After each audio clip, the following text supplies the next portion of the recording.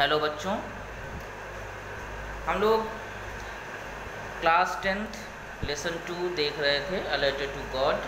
इसमें एक नंबर हो चुका था। अब नंबर 2 में देखते हैं क्या चीज़ें हैं। हम लोगों ने कल देखा कि लेंचो नाम का एक किसान है और उसकी काफ़ी अच्छी खेती हुई है। उसे केवल उसकी फसल को एक बारिश की आवश्यकता है, उसी का इंतज़ार वो करता है। अब उसी के बाद देखते हैं। Now we are really going to get some water, woman। अब जो है, जो लेंचो है उसे कुछ बारिश का आभास होता है, बादल आकाश में दिखाई पड़ते हैं। तो वही अपनी पत्नी से वो बोलता है कि प्रिय, अब हमें कुछ पानी, सम वाटर, हमें कुछ बारिश मिलने वाली है। The women who was preparing supper replied, yes, God's willing। तो जो औरत मतलब उसकी पत्नी, जो कि सपर मतलब रात्रि का भोजन, जो रात्रि का भोजन तैयार कर रही थी, उसने कहा, रिप्लाई किया, जब उसने कहा कि लगता है आज बारिश होने वाली है, तो उसकी पत्नी कहती है कि यस, हाँ, गॉड्स विलिंग, ईश्वर ने चाहा तो ऐसा ही होगा। Okay. The older boys were working in the field while the smaller ones were playing near the house until the woman called to them, come for dinner। तो जो बड़े बच्चे थे, older boys, वो खेतों में काम कर रहे थे, while the smaller ones, जो छोटे बच्चे थे, वो घर के बगल में खेल रहे थे। Until the woman called to them all, जब तक कि उस पत्नी ने, जो लेंचो की पत्नी थी, उन लोगों उसने जो है उन्हें खाने के लिए नहीं बुलाया। तब तक वो खेल रहे, जो बड़े थे वो खेतों में काम कर रहे थे और जो छोटे थे वो खेल रहे थे घर के पास में। It was during the meal that, just as Lencho had predicted, big drops of rain began to fall। It was during the meal, meal means भी भोजन होता है बच्चों, ध्यान रखिएगा। तो भोजन के दौरान ही, जैसा कि just as Lencho had predicted, जैसा कि लेंचो ने भविष्यवाणी की थी। प्रेडिक्ट मतलब होता है भविष्यवाणी करना। बिग ड्रॉप्स ऑफ रेन, जो वर्षा की बड़ी बूंदें थी, वो गिरना शुरू हो गईं। In the north east huge mountains of cloud could be seen approaching. तो उत्तर पूर्व की ओर से बादलों की बड़े बड़े पहाड़, अप्रोच मतलब आना, आते हुए दिखाई पड़ने लगे। The air was fresh and sweet, और हवा बिल्कुल ताज़ी और सुगंधित हवा बहनी शुरू। जैसे जब बादल आता है, ठंडी ठंडी हवा लगने लगती है ना, तो वही जो है हवा बड़ी ही ताज़ी और ठंडी हवा बहने लगी। The man went out for no other reason than to have the pleasure of feeling the rain on his body, and when he returned he exclaimed, वो आदमी बाहर गया ये सब चीज़ें देखने के लिए, मतलब कोई कारण और नहीं था, केवल ये बारिश देखने के लिए। To have the pleasure of feeling the rain on his body, अपने शरीर पे उस वर्षा की बूंदों की खुशी का अनुभव करने के लिए। and when he और जब वह लौटा इस खुशी को अनुभव कर, वह चिल्लाया,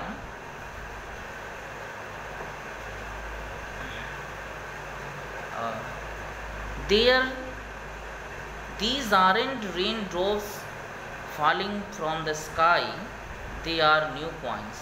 और जो आता है तो वो कहता है कि ये आकाश से गिरती हुई वर्षा की बूंदें नहीं हैं, they are new coins, ये नए सिक्के हैं।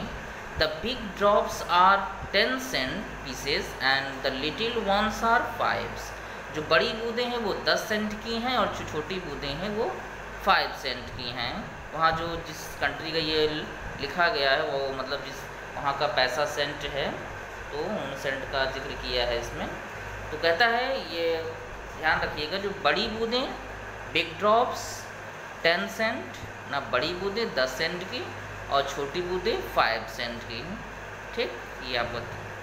With a satisfied expression, he regarded the field of ripe corn with its flowers draped in a curtain of rain. तो बड़े ही सेटिस्फाइड एक्सप्रेशन, बड़े ही संतुष्ट भाव के साथ, जो कि अपने पके हुए अनाज के खेतों को जो कि फूलों से भरे हुए थे, ड्रेप्ड कर्टन ऑफ रेन, वर्षा की कर्टन मीन्स चादर, वर्षा की चादर से ढक गए। But suddenly a strong wind began to blow, and along with the rain very large hailstones began to fall. लेकिन अचानक एक तेज हवा का झोंका आया, and along the rain, वर्षा के साथ very large hailstone, बहुत ही बड़े बड़े ओले, hailstone मतलब ओले बर्फ के टुकड़े, बड़े बड़े ओले गिरने शुरू हो गए। These truly did resemble new silver coins. वास्तव में ये नए चांदी के सिक्के जैसे थे। अब ये जो बड़ी ओले जो पड़ने लगी, बिल्कुल जैसे वाइट कलर का ओला होता है, बर्फ़ का टुकड़ा होता है, तो उसको वो किसकी संज्ञा देता है? चांदी के सिक्कों की, है ना। The boys exposing themselves to the rain ran out to collect the frozen pearls. जो बच्चे थे, जो छोटे बच्चे थे, उन्होंने वो वर्षा में बाहर निकल गए और फ्रोज़न पर्ल्स मतलब जो वो जमे हुए मोती थे, फ्रोज़न मतलब जमे हुए, पर्ल्स मीन्स मोती को इकट्ठा करने के लिए वो बाहर की ओर दौड़ पड़े वर्षा में। It's really getting bad now, exclaim the man. वो आदमी अब चिल्लाता है, अब तो बुरा हो रहा है, वास्तव में ये खराब स्थिति है, बुरा हो रहा है। I hope it passes quickly, मुझे उम्मीद है कि ये जल्दी ही गुजर जाएगा। It did not pass quickly, लेकिन यह जल्दी नहीं गुजरा। For an hour the hail rained on the house, the garden, the hillside, the cornfield, on the whole valley. For an hour, एक घंटे तक, the hail rained on the house, जो ओले थी वो घर पर, गार्डन बगीचे में, द हिल साइड पहाड़ी पर, कॉर्नफील्ड खेतों में, ऑन द होल वैली पूरी घाटी में गिरते रहे। एक घंटे तक जो है वो खेतों में, घरों पर, है ना, पूरी घाटी में, बगीचे में, सब जगह ओले पड़ते रहे। The field was white as if covered with salt. जो पूरा खेत था वो ऐसे सफ़ेद हो गया जैसे कि नमक से ढक दिया गया हो। Not a leaf remained on the trees. पेड़ों पर एक जो पौधे थे, वो वहाँ पे फसल थी, उसकी एक पत्ते भी उस पर नहीं बचे। The corn was totally destroyed. अनाज पूरी तरह से नष्ट हो गया, फसल पूरी तरह से नष्ट हो गई। The flowers were gone from the plants. पेड़ों पर से जो फूल लगे थे वो सब फूल गिर पड़े। Lencho soul was filled with sadness. Lencho की आत्मा दुख से भर गई। When the storm had passed he stood in the middle of the field. जब तूफान निकल गया, वह खेतों के बीच में खड़ा हुआ और सेड टू हिज सन्स, और अपने बच्चों से कहता है, अ plague of locust would have left more than this.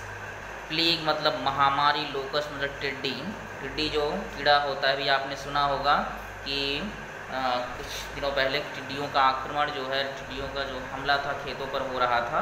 जैसे थाली बजाकर गई, डीजे बजाकर, है ना, और छिड़काव करके उनको भगाया जा रहा था। तो वही एक जब वो चलती है तो हर लाखों करोड़ों की संख्या में जब पूरी फसल को चढ़ कर जाती हैं।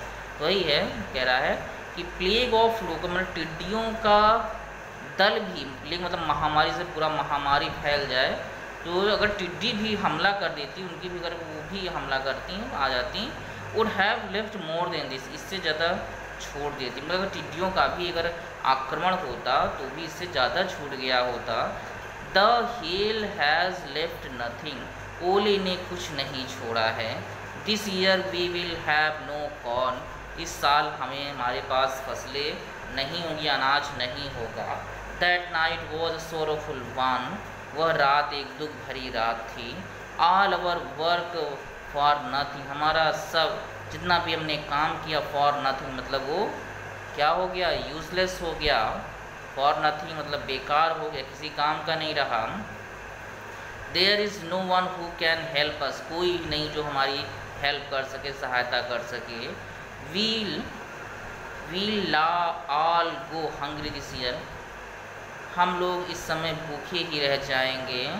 But in the hearts of all who lived in that solitary house in the middle of the valley there was single hope, help from God. लेकिन उन सभी के हृदय में जो कि उस घाटी के मध्य में उस अकेले घर में रहते थे, है ना, उस घाटी के जो मध्य में घर बना था, एक अकेला घर बना था, और उसमें जो लोग रहते थे उन सभी के हृदय में देर वो जो सिंगल होप, एक उम्मीद बची थी। उम्मीद क्या थी? हेल्प फ्रॉम गॉड, ईश्वर से सहायता।